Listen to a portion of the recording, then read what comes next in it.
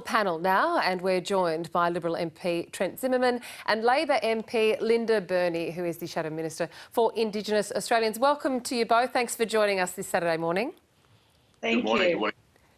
Trent, if I could begin with you, the lifting of caps, as we saw come out of National Cabinet yesterday. Scott Morrison wants Australians home by Christmas, but Labor's Penny Wong says it's not good enough and will leave many Australians stranded overseas. Is this too little, too late?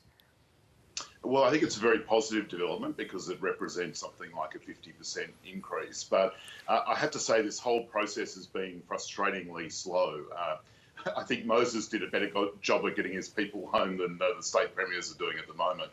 And I think while this is a very positive first step, what I'd actually like to see is the states considering returning to what happened before the Victorian outbreak, which was effectively allowing people coming back home without a cap. And it is urgent because I know just from the residents that are contacting me from my own electorate that are overseas that many are increasingly desperate. They're people that might have been working overseas because of the pandemic, have lost their jobs. And if you're stuck in somewhere like an expensive city like London without an income, then that can be really tough. Now, we're providing some financial support to people in very dire straits, but it's obviously the gold standard option is to get people home, and that should be happening. Trent, you point the fingers there at the state premiers dragging their heels on this and not making this happen, but aren't international borders the responsibility of the feds? Well, the quarantine system is being run by the states. That was an early decision of National Cabinet. But the point is that the Commonwealth doesn't actually have, except in a few cases in the territories, facilities for quarantining people. It is the state health systems, the state police forces and so on that are actually operating these facilities. We've obviously offered to provide support through the Defence Forces and the Prime Minister's renewed that offer. But we're now on a cost recovery basis, so there isn't a financial burden to the states. I think what we saw happen was after the Victorian outbreak and the problem with the Victorian quarantine system, the states take a very conservative approach while they looked at learnings from what happened in Victoria. But surely by now they've actually been able to see what has worked and what hasn't, and clearly having a police force presence and a defence force presence is crucial to the integrity of hotel quarantine. So I don't really see that there is a reason for the states to not move back to where they were just a few months ago, and that's accepting a whole lot more people. Because until they do that, it's going to be really hard to clear the backlog of Australians who really do want to come home. Linda, it's interesting that Trent had said, you know, this whole process of trying to get Australians home has been frustratingly slow, and he's pointing the fingers, of course, at the premiers for dragging their heels in terms of the quarantine. It will be but if you look at the two Labor states, we've got Queensland, we've got WA, both very precious about their borders at the moment. Why are these Labor premiers, why haven't they acted earlier in terms of trying to get their own citizens, their own Australians back home? Well, I don't accept that. It's the full responsibility of the states. Fazia, I have one person in my office working full-time on this. It is a massive problem, and I think Kath saying too little too late is absolutely correct. The Commonwealth Government has responsibility for borders, and for the Prime Minister to say it's all a state responsibility and those caps is really misleading. The Commonwealth has the capacity to bring people home now. It doesn't have to be just through private airlines. There is RAF, there is VIP fleets in Australia. And the other thing is that the Commonwealth can't expect the states to pick up the entire financial burden for this. And I think both Western Australia and Queensland have put up their hand to increase their caps. This is going to take a very, very long time to get people back into Australia. And Trent is right about one thing, and that is that there are very desperate people overseas.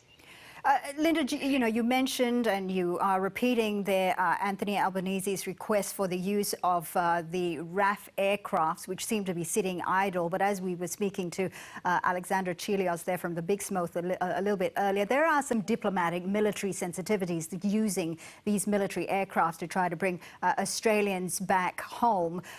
Qantas, we know, is in talks with the government as well in terms of trying to subsidise more flights. Do you think the government should stump up more money and more funds to try to get these Australians home, to try to allow Qantas to ensure that there are more flights and cheaper flights for these Australians? Well, clearly there is an issue of additional money to get people home safely. I'm not an expert in the area, but what I do know, as I said, Fazia, is that I have one person in my office in the Barton electorate that is almost working full-time on trying to repatriate people to Australia. And we saw during the week the shocking situation where one young mum was given a list of the homeless shelters. Now, that is not how you look after your citizens, and the Prime Minister is very good at saying, I want to keep people safe. Well, this is a clear example of where the Prime Minister could do some things immediately to get Australians back into Australia. And just before we move on to energy and wage subsidy, which we want to talk to you both about, I mean, Trent, is that something that you think should happen? I mean, we've got the Howard Springs facility and charter flights. Should the government be opening that because it's capacity at their disposal? Well, I want to make a couple of points because, firstly, the suggestion from Anthony Albanese that we use RAAF planes is a little bit of a furphy. Yeah, we don't have Air Force One or 747s as part of the RAAF fleet. And my understanding is the problem is not aviation access to Australia. There are commercial airlines that are happy and willing to continue flying if passenger loads are able to increase. And secondly, yes, of course, the Australian government has responsibility for our borders, but we don't really have responsibility of what happens when someone leaves an airport. And that's why the hotel quarantine system is being managed by the states. We have said to the states that we're happy to assist in whatever way we can, and obviously the provision of ADF personnel has been used by the states today, and that's been very effective. But to date, the states haven't asked for more resources, and that probably reflects the fact that the states have moved to a cost recovery system. So people returning to Australia are paying for their hotel quarantine. And so the financial issues aren't really the barrier to the states increasing their hotel quarantine availability. Yes, the Commonwealth Government has some small facilities. We use that one in the Northern Territory, with the agreement of the Northern Territory Government, I should say, for the passengers returning from Wuhan. But it's capacity numbers in the hundreds, not the thousands that we need to get what is somewhere north of 20,000 people trying to get home today. We want to move on now to the issue of energy, which made headlines again this week. Now, the federal government has announced a gas-led recovery plan for Australia. These are plans for, also possibly plans for a new gas power station in the Hunter Valley. Trent, if I could start with you. We'll all remember that footage of the then Treasurer, Scott Morrison, holding up a lump of coal in Parliament in 2017. Why now this shift to gas as an energy alternative? Well, I think that the world is moving and Australia is moving in one direction, and that's obviously towards the use of renewable energy. And we're in the middle of a renewable energy boom, and Australia is a world leader in that regard. We've just had confirmation in the last couple of weeks that the output of renewable energy is going to match the record levels of last year, and that's a great thing. It's something that I support and we should be encouraging. Sure, but gas isn't a renewable energy, though. Gas is seen as a transmission or a fuel. Correct. And this is the point that the Chief Scientist, Alan Finkel, has made, that actually the deployment of gas actually helps the deployment of renewable energy because it provides that firming, that backup that can be needed, particularly while we're yet to see technology like batteries reach the state where they can be deployed at a very large scale. I think gas can be used as a transitional fuel. It's a short-term, medium-term strategy, but in the medium and longer term, we'll see things like pumped hydro and battery storage really reach their prime in a cost-effective way. So it is an important step as we go through the journey that the world is inevitably on. Linda, what's your response to this gas-led recovery plan and viewing gas as a transitional fuel? I mean, it does release less carbon dioxide than coal when burnt. We have huge resources. Why shouldn't we be tapping into it when it might lead to jobs as well? Well, I have to say that I'm very cynical about the plan, and there was great fanfare, of course, with the Prime Minister's announcement. But we do need to remember that the government has changed energy policies. I think this is the 20th one. It's almost as much as I change my clothes on a daily basis. The other thing, of course, is that there has been criticism from the sector about whether or not this is a step forward. And obviously the Labor Party has some very clear statements and policies around climate change. And I don't know that gas is going to be this is going to be a gas-led recovery, according to the Prime Minister. Well, the simple fact is that much of this will not come online for a very long time. JobKeeper, JobSeeker was also in the headlines this week. Deloitte Access Economics, of course, came out with a report saying that plans to cut welfare payments to the unemployed will cost the economy something like $31 billion and an average of 145,000 jobs over the next 2 years or so. Trent, if I could start with you, the signs are there. Isn't it? And report after report, we keep hearing that the more these welfare payments are cut down, the more unemployment will go up and the more that the economy will not recover. So surely there must be a sign that these welfare payments should not be winding down.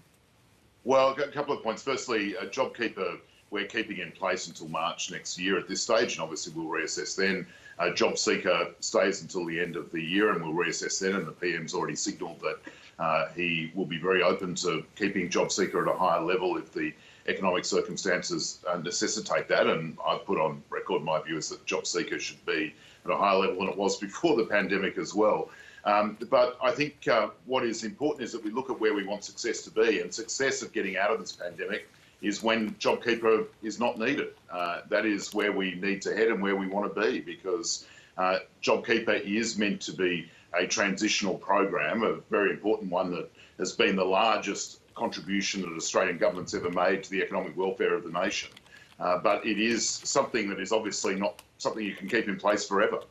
So that's why we have, as Anthony Albanese used to say, supported a step and transitional approach to a program like JobKeeper.